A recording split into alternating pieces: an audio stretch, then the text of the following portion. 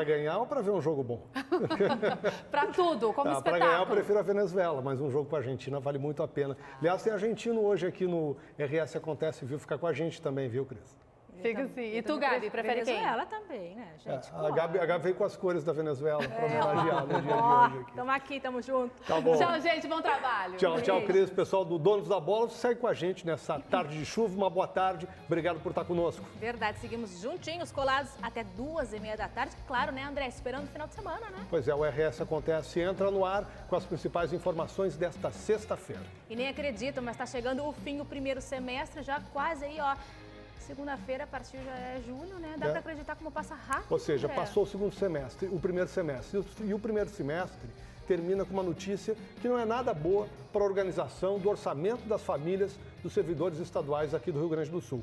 Pela primeira vez, um mês vai terminar sem que o funcionalismo público receba os seus salários. A folha de junho começa a ser paga apenas no dia 10. Os primeiros a receber vão ser aqueles com vencimento até R$ 1.100.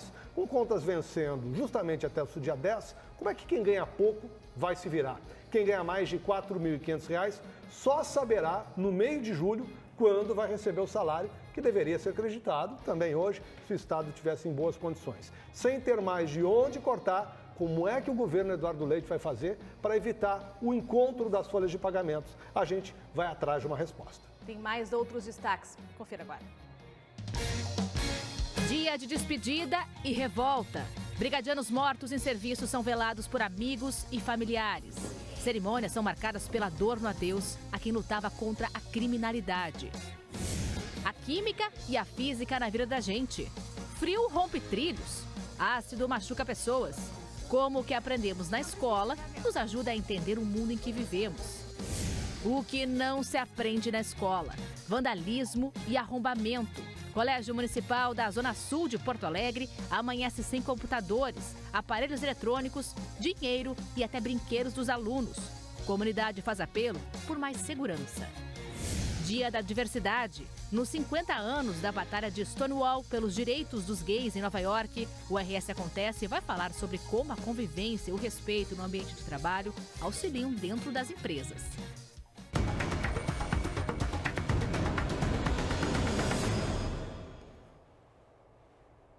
Um dia depois da indignação, a dor do adeus. Familiares, amigos e colegas de trabalho se despediram hoje dos 2 policiais militares mortos durante uma operação policial na noite de quarta-feira. Os 2 morreram em um tiroteio na Zona Leste. Eles foram surpreendidos por bandidos que estavam em cima de um telhado ao entrarem em um beco atrás dos suspeitos. Os velórios e sepultamentos foram em Viamão e em Caçapava do Sul. As despedidas foram marcadas por homenagens e emoção. O enterro de Marcelo de Fraga Feijó ocorreu agora de manhã no cemitério Serapião José Goulart, em Viamão, na região metropolitana, cidade que ele vivia. E contou com a presença de colegas, amigos e familiares, bastante emocionados. Houve salva de tiros. A chefe de polícia do Rio Grande do Sul, Nadine Anflor, também foi à cerimônia. Acredito que esta morte dos 2 colegas da Brigada Militar não serão em vão.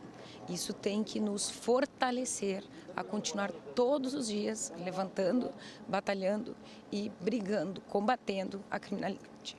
Feijó completaria 31 anos no dia 14 de julho e havia ingressado na Brigada Militar em setembro de 2012. Ele deixa esposa e um filhinho de apenas 2 anos. Já a despedida de Rodrigo da Silva Seixas, que faria 33 anos no próximo dia 5, acontece em Caçapava do Sul, na região central, cidade que ele nasceu. O velório ocorre na Câmara de Vereadores. O governador Eduardo Leite viajou até a cidade para manifestar apoio aos familiares e aos gaúchos. Eu venho aqui apresentar em nome dessa comunidade, dessa sociedade gaúcha, nosso agradecimento a esses policiais.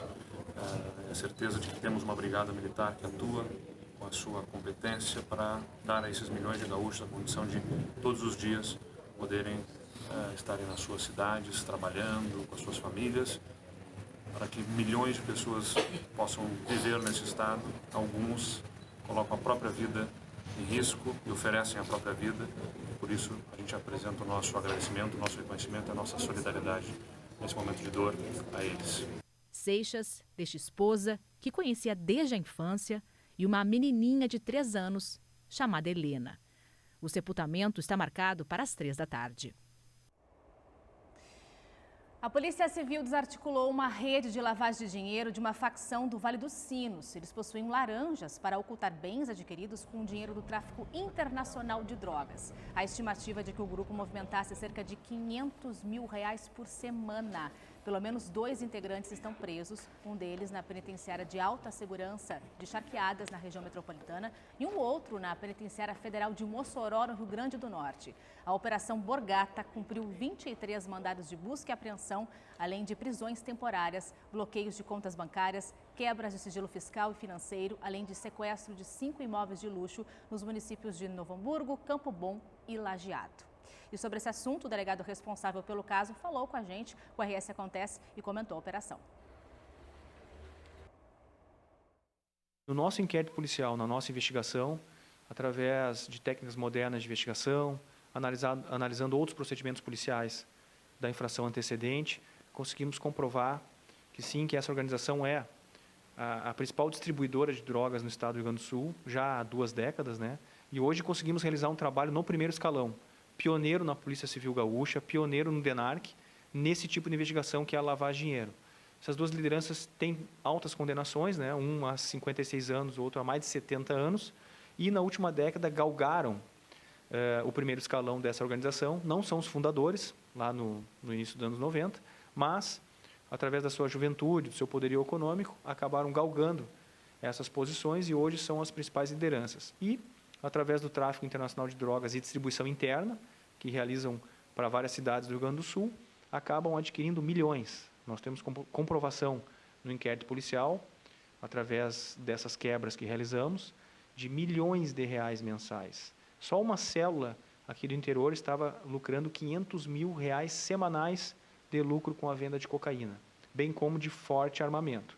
Então, através de rotas vindos de outros países, como Colômbia, Peru, vindo de forma via aérea, bem como através do Paraguai, de forma via terrestre, chegavam até o Rio Grande do Sul e depois, diretamente, esses líderes comandavam a distribuição interna aqui, inclusive para outras facções menores. Bom, hoje seria o dia de pagamento dos servidores do Estado, o último dia útil do mês. Seria porque, pela primeira vez, desde o começo da gestão Eduardo Leite, se envolve também o governo Sartori, o funcionalismo público não vai receber dentro do mês, ou não começa a receber dentro do mês. O pagamento de junho está previsto para iniciar no dia 10 de julho.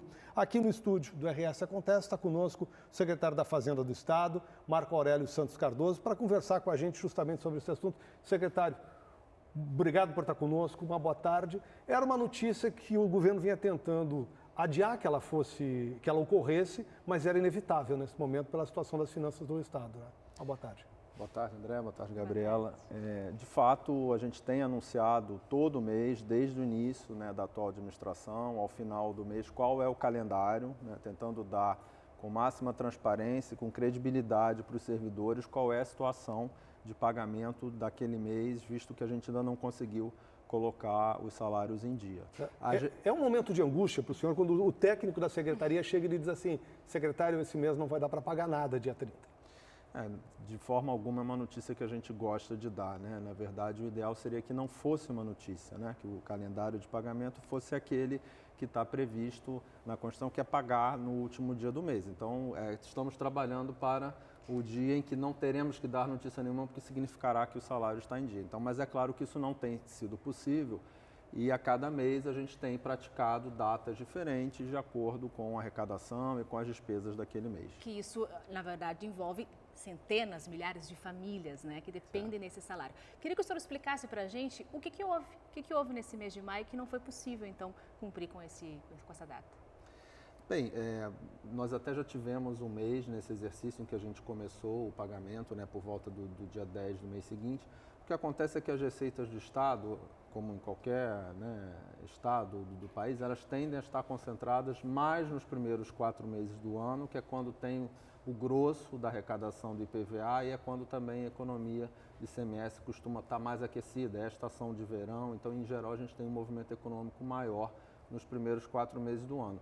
o Estado ele não acumulou poupança ao longo dos anos, acho que todos sabem a situação de atrasos, né, de pagamento de salários, de fornecedores, então nós não temos uma poupança guardada que nos permita acomodar os meses de menor arrecadação. Então esse meio de ano é um pedaço em que não há IPVA e que, além do mais, né, é sabido que a economia está crescendo menos do que se esperava no início do ano. Semanalmente... E está difícil, né? A gente não está vendo uma reação Está difícil. Né?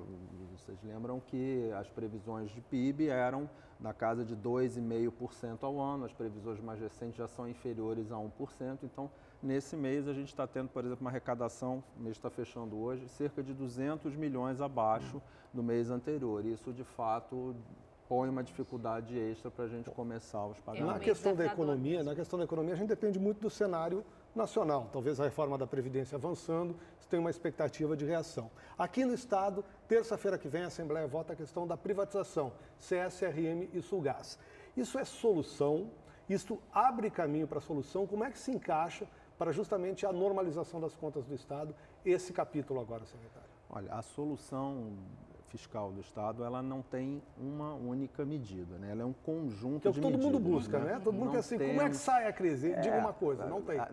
Quando se diz assim, a solução é a receita, a solução é a despesa, a solução é cobrar os devedores, é o que a gente ouve muito. A solução é tudo ao mesmo tempo. Na verdade, a gente precisa de medidas de receita e para isso nós estamos trabalhando. A gente precisa, né, de contenção de despesas e a gente precisa retomar o investimento no Estado. Assim, não é possível, né, que o país continue sem investimentos em infraestrutura. Portanto, as parcerias com o setor privado, seja por meio de privatização, seja por meio de concessões, de outras formas de atração de investimento privado, são fundamentais não é só para o Estado eventualmente não ter que gastar aqueles recursos, mas principalmente para que o objeto daquelas empresas, que são os serviços públicos, sejam de fato oferecidos para a sociedade. Então, é muito importante, né, as privatizações, porque a gente entende que darão um novo fôlego a essas atividades no Estado e também como uma medida para adesão ao regime de recuperação fiscal. O senhor falou aí que faltou, digamos, cerca de 200 milhões de reais agora no Caixa de Maio. Isso, vou deixar claro para as pessoas, foi anunciado agora há pouco anúncios para estradas, anúncios, repasses para a saúde. Não é a mesma quantia que é direcionada a essas áreas, né? Não, de forma alguma. É esses compromissos, né, que a gente tem feito. Na verdade, quando você tem falta de recursos, é como no nosso orçamento doméstico. A gente tenta equilibrar, né, todas as necessidades, porque pagar servidores é uma prioridade, a área de saúde, retomar de alguma forma as estradas, tudo isso são prioridades. A gente tenta equilibrar da melhor forma possível, tentar sacrificar ao mínimo possível, mas não há nenhuma relação, né, com os anúncios. Esses compromissos estão mantidos até porque eles estão diluídos no tempo e a ordem, né, de valor é muito menor. De fato, a despesa do Estado hoje praticamente toda é só folha. Né? Secretário, então, eu vou lhe fazer uma pergunta que eu acho que é a resposta que eu mais quero saber e que eu acho que vai nos dar um ambiente. O senhor está otimista? Eu acredito, né, que tem solução. Acho que o Rio Grande do Sul... Porque o senhor é de fora. Daqui a pouco está assim, o que eu vim fazer aqui? Podia estar no Rio, estou pegando esse tempo horrível que está aqui agora. O senhor está otimista? O senhor imagina que vai conseguir cumprir essa trajetória e ajudar na recuperação do Estado de fato? Olha, a gente está muito consciente do tamanho do desafio, mas eu acho que tem muita clareza, né, por parte de todo do governador e de toda a equipe que ele montou, do caminho que a gente tem que trilhar. A gente está trabalhando para isso, né? Eu acho que a gente tem elementos para perseguir as soluções. Não é uma solução rápida, infelizmente, a gente está falando aqui de, né, décadas de acúmulo de déficit, não é rápido, mas eu acredito firmemente que a gente está no caminho. E se deixou chegar nessa situação, né? Que os alertas foram feitos ao longo do tempo. Enfim, aí são conjunturas de cada momento, né, que não... Eu vou fazer aquela pergunta que todo mundo lhe faz, obviamente, ainda mais quem é servidor. Qual é o prazo? Porque a campanha do governador Eduardo Leite prometia que esse ano fosse... Tinha uma meta de resolver exatamente, até o final do ano. Já estamos no mês de junho, praticamente em julho, na segunda-feira. A gente pode falar em prazo, secretário? Nós estamos trabalhando para conseguir regularizar até o final do ano. É claro que para isso a gente precisa, né, de uma série de medidas aconteçam, mas a gente permanece com a meta de tentar regularizar ainda esse ano. Então é o otimismo ainda que permanece, né, André? Bom, secretário, obrigado por estar conosco aqui no dia de hoje. E tomara, temos boas notícias em breve aí também, né? A gente quer mais que noticiar aqui. Que a gente faz aí. Secretário Marco Aurélio, secretário da Fazenda do Rio Grande do Sul. Olha, tem um problema que parece não ter fim. Sem vagas no sistema carcerário, presos estão aguardando no Palácio da Polícia. Agora, a calçada do prédio, que fica na Avenida Ipiranga, com a João Pessoa, uma das mais movimentadas aqui da capital, está completamente obstruída há 3 dias. Os pedestres precisam se arriscar, andando pelo meio da rua, em razão da presença dos carros ali no local. Sobre essa questão, a Secretaria de Administração Penitenciária afirma que mantém um trabalho permanente para resolver o problema da falta de vagas no setor prisional. Apenas neste ano, 8.000 pessoas já foram encaminhadas no Rio Grande do Sul para o encarceramento. É 30% a mais do que no ano passado. Ontem, o governo gaúcho ouviu do ministro da Justiça, Sérgio Moro, que o problema daqui do estado será prioridade. No dia 15 de agosto, tem uma nova etapa, uma nova audiência de conciliação no Poder Judiciário. O Estado está incrementando o número de tornozeleiras para justamente tentar desafogar o sistema. Nota, a Secretaria afirma ainda que conta com a colaboração da Justiça através da uniformização dos critérios para a distribuição das vagas do sistema prisional aqui do Estado do Rio Grande do Sul. Uma solução que não é fácil, um problema que é recorrente e a gente já mais de uma vez tratou aqui no RS Acontece. E o Rio Grande do Sul apresenta o maior recuo do Brasil em vagas de emprego no mês de maio. Quem traz mais informações é a repórter Laís Dapper. Oi, Laís, boa tarde para você. Oi, Gabriela. Só no mês passado, mais de 11.200 vagas de trabalho foram fechadas aqui no estado. E esses índices influenciaram no número do sul do país, viu? Já que essa foi a única região que apresentou diminuição no número de empregos formais. No geral, o Brasil vem crescendo, são mais de 32.000 vagas de trabalho.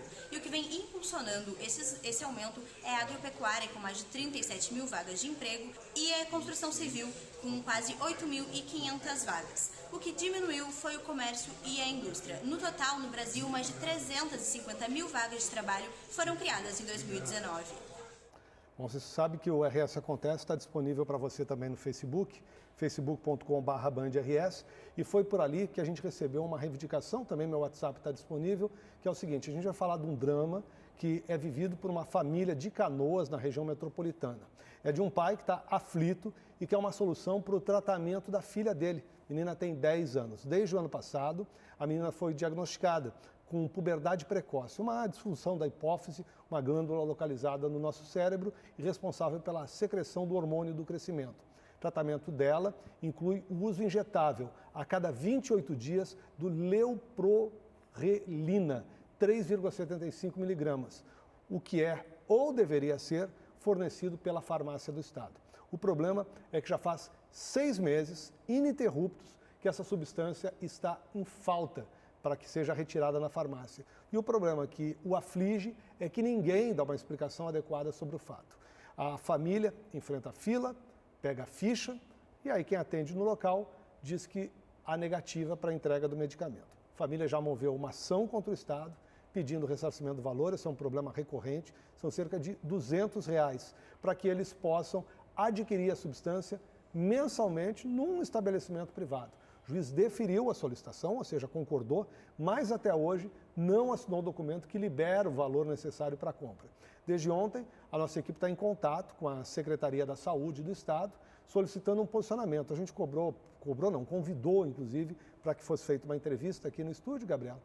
Há pouco nos foi pedido que fossem encaminhados os dados, nós encaminhamos os dados da paciente para lá e, obviamente, nós esperamos em breve um posicionamento. Agora, isso não é um problema único, ocorre com frequência a falta de medicamentos, é um problema sério porque envolve muito recurso financeiro, também num estado falido, mas mais importante que isso, envolve a vida das pessoas. Verdade. Quantas reportagens a gente já mostrou, a gente já falou, né, André, de pessoas que precisam de medicamentos até mais caros que R$200. R$200 já é uma grande quantia. Imagina só, tem gente aí o orçamento apertado. Imagina uma família que recebe 1.100, por exemplo, funcionário do Estado, que não recebeu agora, como é que você faz?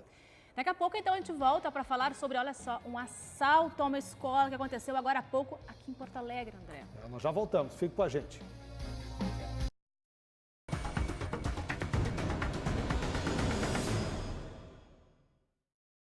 Estamos de volta e aqui aguardando a sua participação pelo Facebook. Manda aí a sua participação pra gente, a gente lê ao vivo pra você. Agora, André, aquele tipo de notícia que a gente odeia falar.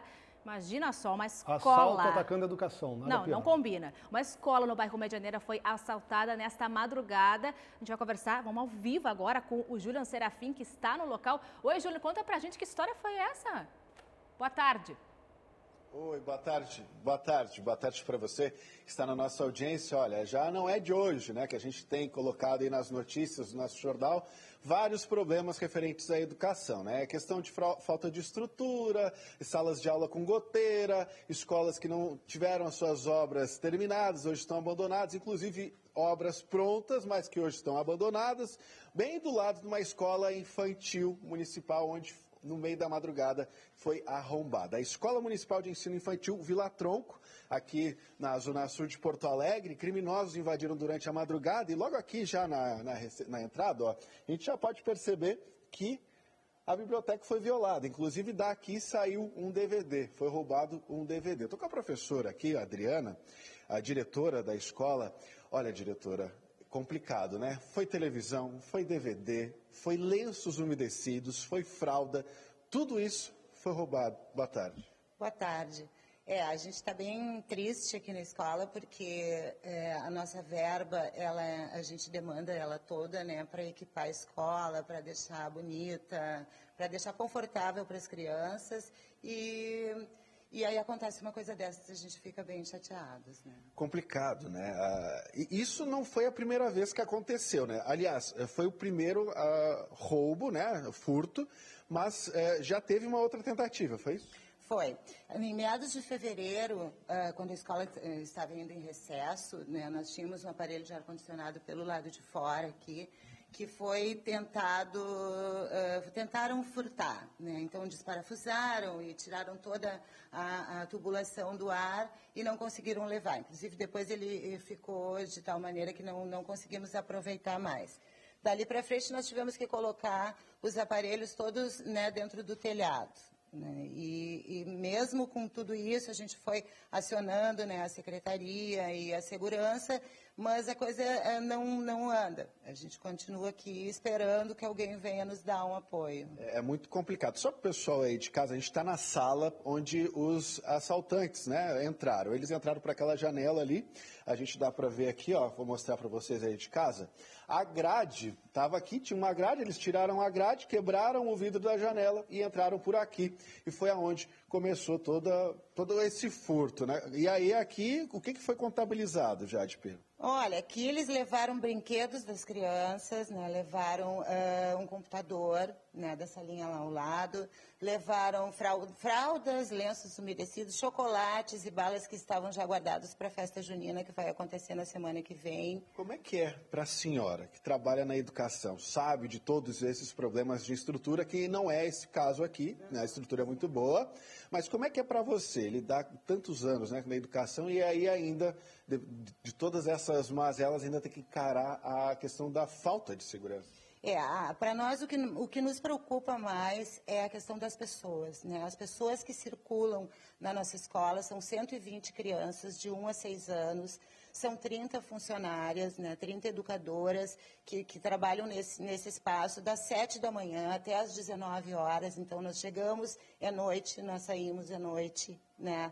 E essa vulnerabilidade que a escola acabou ficando, isso nos preocupa muito, né? Porque enquanto forem prejuízos financeiros, a gente vai atrás, a gente vai buscar, faz as ações e consegue repor. Mas as pessoas não, né? Então, eu acho que precisa ter um olhar mais carinhoso com os funcionários, com as pessoas que oferecem esse serviço público de tão boa qualidade. Bom, além dessa escola, nessa madrugada também tiveram outras escolas aqui de Porto Alegre. Vou falar bem rapidinho aqui, tá? Escola Municipal de Ensino Infantil Tio Barnabé, no bairro Azenha, foi arrombado, mas não teve furto. Jardim da Praça Cirandinha, no bairro Independência, furto de eletrônicos e documentos. E também a Escola de Ensino Municipal de Ensino Infantil Santo Expedito, no bairro Rubem Berta, onde 2 homens invadiram na escola, mas foram contidos, infelizmente, pela Guarda Municipal. André, olha, a educação anda pedindo socorro. Ou seja, pelo que o Julian está dizendo para a gente passou, na verdade, com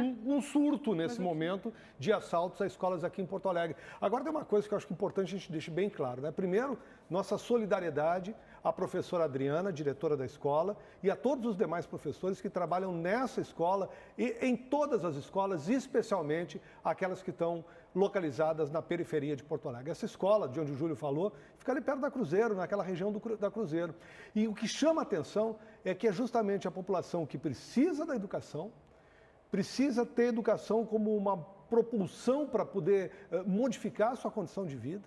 E você tem membros da própria comunidade que estão ali assaltando, porque são gerações que a gente, infelizmente, vai perdendo e tem que abrir mão delas. E assaltam para quê? Para que você vai roubar um DVD hoje em dia? Um DVD não tem valor comercial nenhum que não seja desmontá-lo e vender a porcaria para trocar por uma pedrinha de crack, porque não tem outra coisa para se fazer com esse valor. E o que me chamou a atenção, além, obviamente, da agressão à educação, da agressão aos educadores, dos professores com esse assalto, é que a escola era bem cuidada, Gabriela. Escola linda. A escola linda, bem cuidada, no meio da periferia, ou seja, uma escola pública, cuidada pelos professores. Vamos cuidar um pouco melhor da educação, cuidar dos professores para cuidar de quem interessa, que é a criança, que é o futuro dessa nação. Verdade, a gente vai sempre foi, né? E falando de educação ainda, né, André? A gente segue falando, né? Que a gente já mostrou diversas vezes aqui na Band, em outras reportagens também, a situação, né? Agora a gente vai falar sobre uma escola lá da região metropolitana, que vem sendo uma situação enfrentada pela comunidade da escola Tuiuti, em Gravataí. Porque hoje uma comissão da Assembleia Legislativa foi no local para ver como é que está a situação. A gente já falou sobre isso por aqui, né, André? Vamos mostrar novamente. O que está ocorrendo lá agora? A instituição tem 1.200 alunos e 800 estão sem aula em função da interdição de 4 pavilhões por conta do risco de desabamento dos forros. Olha que grave, André. Apenas os alunos das séries iniciais estão tendo aulas improvisadas em salas de informática, galpões e no refeitório. Depois da intervenção da Comissão de Educação da Assembleia, a Secretaria de Educação autorizou hoje a retirada dos entulhos no local, mas o início das obras não tem data prevista. A gente viu aí os deputados lá no local. Vamos adiante. Vamos adiante, então. E a gente mostrou aqui ontem no RS Acontece um vídeo feito por um argentino, um repórter, que veio a Porto Alegre para acompanhar os jogos da Copa América. E ele gravou aqui algumas... Gerou polêmica. Algumas localidades, alguns locais aqui de Porto Alegre, mostrando os problemas que todo mundo já conhece e que ele acabou se deparando. E que, olha, esse vídeo deu o que falar, né, André? Pois é, e a gente vai conversar agora ao vivo com ele, justamente sobre esse assunto. Ele é o periodista Raul Monte, que está conversando com a gente direto do Rio de Janeiro, se preparando para acompanhar o jogo da Argentina contra a Venezuela. Eu vou tentar falar em portunhol e despacito também para você, Raul. Buenas tardes. Buenas tardes, Andrés. Un placer. Saludos para todos, para Gabriela, para todos los televidentes en Porto Alegre. Quisiera poder comunicarme con ustedes en una mejor circunstancia, pero bueno, es la vida. Nos tocó cronicarlo. E sei que ha tenido forte repercussão por aí. Pois é, conta pra gente de fato o que você achou de Porto Alegre. No vídeo você fala das coisas ruins, mas tem coisa boa aqui em Porto Alegre também, Raul? Es parte de nuestra práctica periodística. Venimos en nuestra cadena 3 Argentina, una radio muy importante en el país, que tiene centro en Córdoba capital, que es una ciudad turística para mayores datos. Hacer nuestro trabajo de periodistas deportivos. Estamos precisamente ahora en el Maracaná, a las 16, Argentina contra Venezuela por cuartos de final. Y entre el mucho material que enviamos a veces, los argentinos decimos pintar el color. Es poder mostrar las ciudades, la gastronomía, los hechos turísticos, el don de gente que el brasileño tiene. Por eso lo primero que quisiera decir a André y Gabriela es que en ningún caso hubo mala intención, solo fue mostrar y cronicar lo que claramente se ve en el video, lo que se ve en las fotos de un deterioro de la ciudad que nos llamó la atención. Nosotros venimos con mi compañero, a quien ven allí en el puesto de transmisión detrás de mi posición, viajando por todo el mapa. Estuvimos en Salvador Bahía, que es una ciudad preciosa, nos llevó una gratísima impresión Belo Horizonte, que es una ciudad muy ordenada y muy bien gestionada, y no fue lo mismo en Porto Alegre. Lo que contamos fue que normalmente, porque nos ha tocado mucho viajar con el deporte y con el fútbol, cuando hay un evento de esta magnitud, la ciudad inmediatamente es como que le pasa la escoba, eso le decimos nosotros. Sí. Es un maquillaje de una plantita por aquí, una luminaria por allá, barrer las calles, las banderas y demás. Te pido um ratito para ajudar o telespectador, que o que o Raul está dizendo para a gente é que normalmente as cidades, antes das Copas, dos grandes eventos, passam uma maquiagem, né? Que é para dar uma ajeitada na cara. E o que ele notou, entre outras coisas, é que Porto Alegre, Gabriela, não se preparou, não estava bonita, não tinha uma bandeira na rua, poucos elementos, a gente nota isso na cidade se preparando para a Copa América. Também que as pessoas não estavam muito entusiasmadas, é isso também? Você achou também isso, Raul? Achou as pessoas não estavam muito entusiasmadas com o jogo aqui? Nos pasó en casi todas las sedes. Ustedes han visto que los estadios no estuvieron totalmente lotados, como dicen ustedes, completamente llenos de público. Hubo muchos vacíos. Ni siquiera Brasil consiguió llenar los estadios, salvo en el último juego con Paraguay en San Pablo, donde sí se vio una multitud. Y les cuento que de ahora en más habrá un acompañamiento popular por Brasil muy grande. Pero un poco por la situación económica, otro poco porque los estadios aquí son verdaderamente inmensos. Hay que llenarlos, ¿no? Hoy vamos a jugar Argentina-Venezuela. Mas eu acredito no Mineirão lotado para ver Brasil e Argentina. Isso vai acontecer, né? Espero, calculo que sí. Imagino que ese clásico será estadio lleno, claro que sí. Agora, Raul, você, pelo que eu vi nas suas redes sociais, eu vi no seu Instagram que você foi a Gramado na Serra Gaúcha. Lá você gostou? Claro que sí, me encantó, me encantó. Y además digo, esto para el señor alcalde, que no se moleste, es simplemente una crítica constructiva de saber que vienen turistas, que vienen periodistas y hay que mostrar la mejor cara de la ciudad para que se lleven una grata impresión. Como si la tuvimos en Gramado, viajamos y descubrimos una ciudad que era como un pedacito de Europa muy cerca de Porto Alegre. Les cuento, en Córdoba, en la parte de los valles, tenemos una ciudad que se llama Villa General Belgrano, la cumbrecita que es igual, es pueblo centroeuropeo que con inmigrantes llegó, se instaló allí e deixou todas as suas costumes. Vamos conhecer General Belgrano na Argentina. Eu te convido a voltar em Porto Alegre numa situação melhor. Vamos mudar essa impressão. Muito obrigado, Raul, por estar conosco. Sucesso para a Argentina hoje, 2-0, viu? Ojalá Dios te escuche, decimos los argentinos. Vamos ganar. Obrigado. Um abraço, Raul. Até mais. Tchau, tchau. Até logo. Raul Monte, que causou polêmica aqui em Porto Alegre. Mas ele gostou de Gramado. Vamos para cá. Gostou de Gramado. Hora da gente fazer mais um intervalo e na volta o nosso assunto é diversidade. Isso aí, a gente já volta daqui a pouco.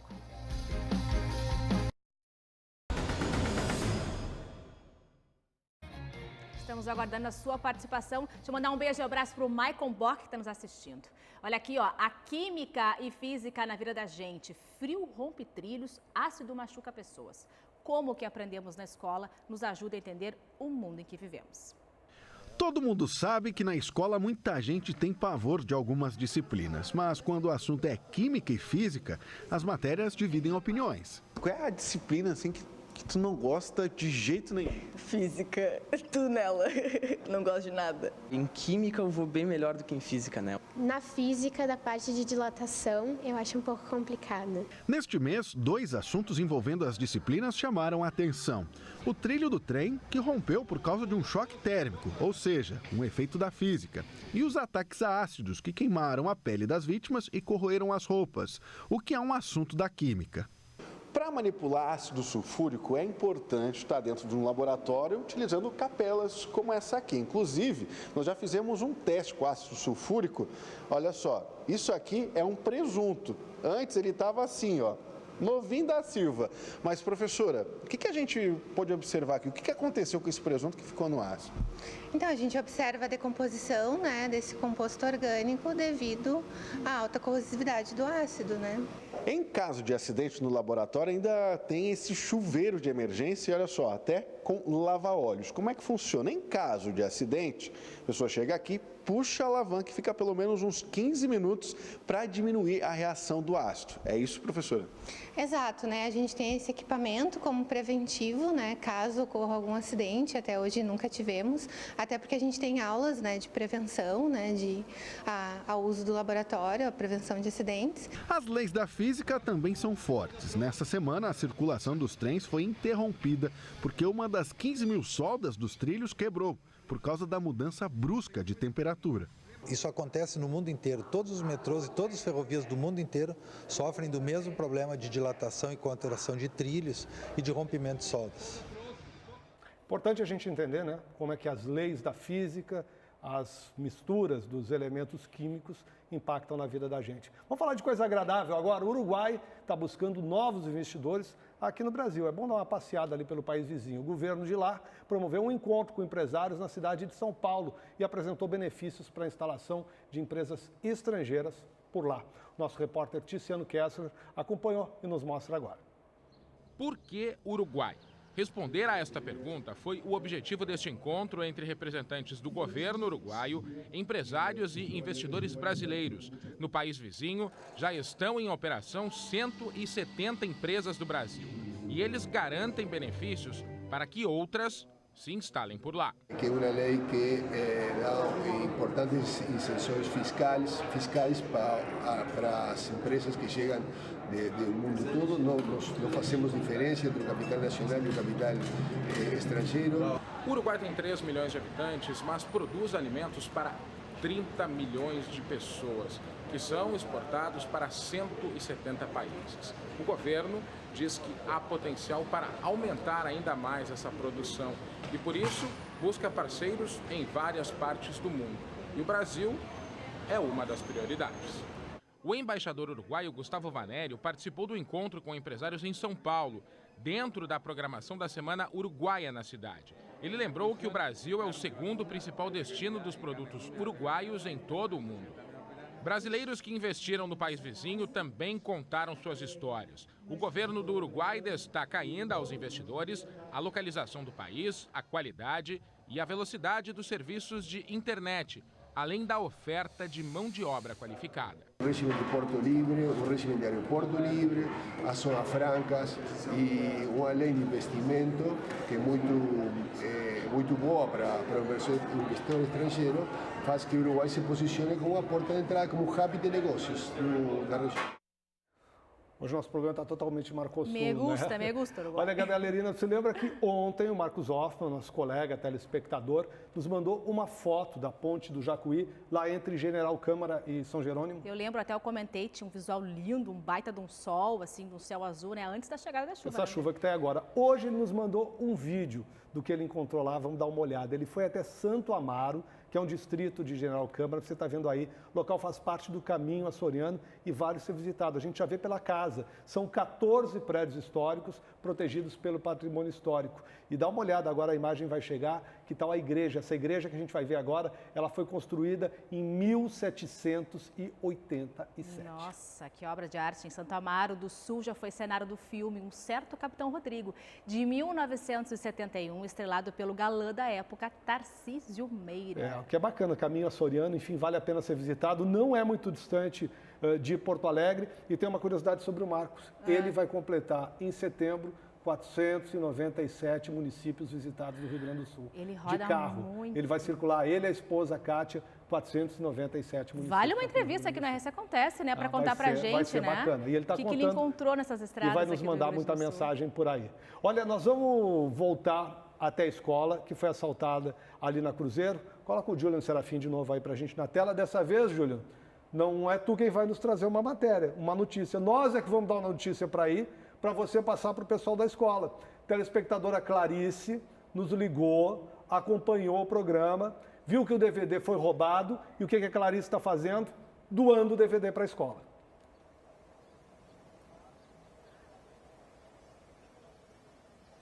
Muito obrigado a Clarice que nos doou esse DVD, né? Inclusive a escola colou um cartaz aqui, né, dizendo que teve invasão no dia de hoje, hashtag roubo, hashtag SOS Educação e hashtag luto, né? É um apelo aí da comunidade escolar que não aguenta mais viver com a insegurança. Mas agora estou aqui com a diretora, uma telespectadora, se sensibilizou com toda essa história e ela acabou de doar para vocês um DVD. Como é que é receber uma notícia dessa? É muito bom, muito bom. Ficamos muito agradecidas, muito felizes, né, das pessoas compartilharem do nosso sofrimento aqui. Mas, de repente, alguém pode estar assistindo, mas um DVD para uma escola, por que um DVD para uma escola? Isso ajuda muito didaticamente, filmes, desenhos, como é que se utiliza, por exemplo, esse aparelho na escola? Não, as crianças gostam de assistir os filmes, né? E a gente tem outros trabalhos também que são apresentados em DVD para as crianças. Então, eles aproveitam bastante. Então, vamos fazer o seguinte, vamos fazer um apelo para você, telespectador, que tem uma TV aí sobrando, se tem mais outro DVD, também tá valendo. Tá valendo também. Estão precisando. Agradecemos qualquer doação. Principalmente fralda. Que tamanho a fralda? As fraldas tamanho G. Tamanho G todo. Isso, G e GG. E também lenço umedecido. E lenços umedecidos também. Mas qual é o material que vocês usavam muito e que foi furtado? O que para nós, assim, que nós vamos sentir muita falta é a nossa caixa de som. Né? A caixinha de som, nós tínhamos 2 caixas de som, uma grande, bem potente, e uma outra um pouco menor, que as profs utilizavam na sala de aula e as 2 foram roubadas. Então nós ficamos sem nenhuma caixa de som para a nossa festa junina, que é na semana que vem. Nós vamos ter que buscar ou emprestado, né, ou aguardar talvez uma doação de uma caixa de som para poder fazer a nossa festa. Então a gente fica na torcida para você aí de casa se sensibilizar com essa história. Então a escola está precisando de mais um DVD, está precisando de televisão, está precisando de fralda. Vai passar um cidadão agora na sua tela, já foi. Então a gente está precisando também de fralda, está precisando de lenço umedecido. Chocolate também que foi furtado. Foram os chocolates que a gente estava organizando para a festa junina, para fazer os brindes da pescaria, os chocolates foram também. Puxa vida, nem chocolate mais, né? Você pode ter na escola. Mas assim, a gente estava falando antes a respeito da vulnerabilidade, né? A gente viu a respeito que as escolas, elas têm... A comunidade escolar passa por diversos problemas, questão de estrutura, enfim, como a gente falou na nossa primeira entrada. O que a gente pode perceber que, além de todos esses problemas de infraestrutura, tem uma escola estadual abandonada ao lado aqui dessa escola infantil. E isso está deixando vocês vulneráveis, né? Porque tem uma movimentação, inclusive nós vimos ali, tem uma movimentação um tanto quanto estranha ali. Sim, tem algumas pessoas que depois que a escola foi fechada e que ninguém mais veio aqui, né? Então foi arrombada, abriram os cadeados e começaram a ocupar o espaço. Então ela foi toda depredada e não fica ninguém, né? Então à noite, nós temos notícia de que à noite ela é acessada por pessoas que ocupam o espaço, né? Que ficam aqui à noite. E você estava falando que essa parte aqui que o Marcelinho está mostrando, isso tudo aqui fica no escuro. A iluminação aqui é bem precária. A iluminação é bem precária até porque as lâmpadas foram furtadas, né, do lado de fora, e o último refletor que nós instalamos também foi furtado. Foi furtado? Foi furtado. Então nós saímos daqui às 19 horas sempre no escuro.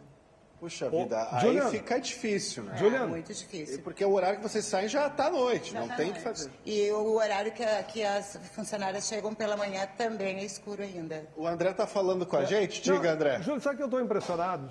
O seu Marcelinho tem mostrado essa escola aí ao lado. E é uma escola estadual, né, que está fechada, né? O Pasqualini, né? Que foi fechado ao lado. Ou seja, a gente tem um prédio público de responsabilidade. Qual é a escola que está aqui? É a Pasqualini?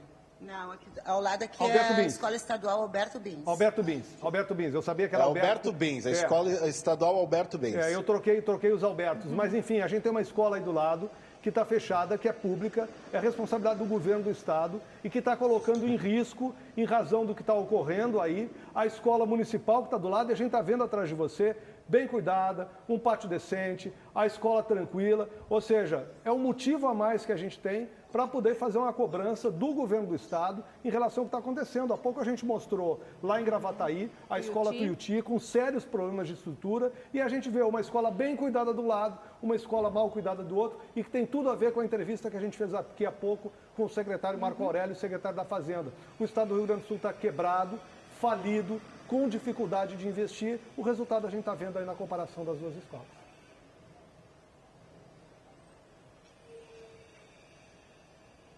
Pois é, a gente vê, né, como você falou, a respeito das estruturas, né, tem escola que teve obra que começou aí, mas que não terminou, isso não é pouco, viu?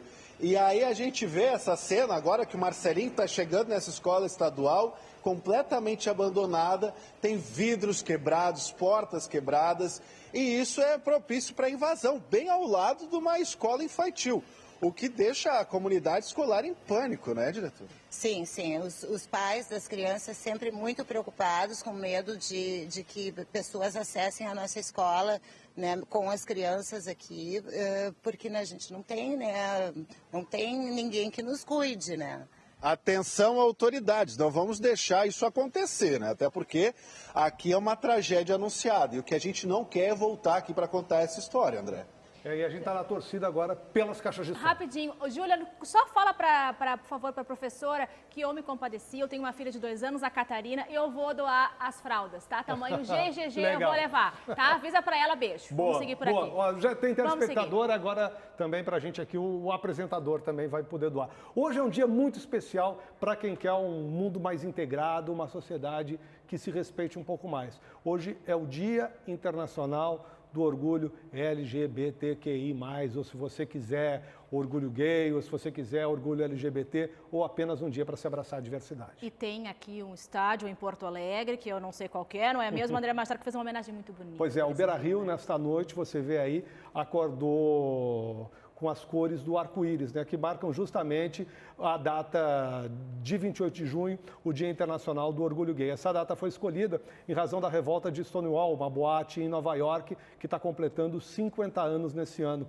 O Grêmio, para que não se faça nenhum Grenal aqui, se manifestou também pelas redes sociais, e o Grêmio é pioneiro no país em ter uma torcida gay, a Coligay dos anos 70, né, 10 anos ali, menos de 10 anos depois de Stonewall, o Grêmio já tinha também a sua torcida, e a gente vê imagens. Eu quero agradecer muito a advogada Daniela Medeiros, se deslocou de Bento Gonçalves, estava quase chegando para falar com a gente. Ela tem um trabalho sobre como a diversidade auxilia o ambiente nas empresas e adianta em coisas que o empresário quer muito, que é o lucro, né? A sustentabilidade da sua empresa. Só que na vinda para Bento acabou atrasando e a gente, infelizmente, não vai ter tempo de fazer a entrevista com ela. Mas fica aberto o convite para que ela venha em outro momento conversar conosco. E o convite para todos vocês seguir com a gente, porque nós vamos para mais um intervalo comercial e na volta tem música aqui no RS Acontece. Então não sai daí, a gente já volta. Para preparar o fim de semana, hoje é dia de Arrase no Boteco aqui no RS Acontece. Pois é, o Evandro Raso vai nos ajudar a encerrar essa semana pesada de uma forma bem mais relaxada e com muita música. É contigo, Evandro!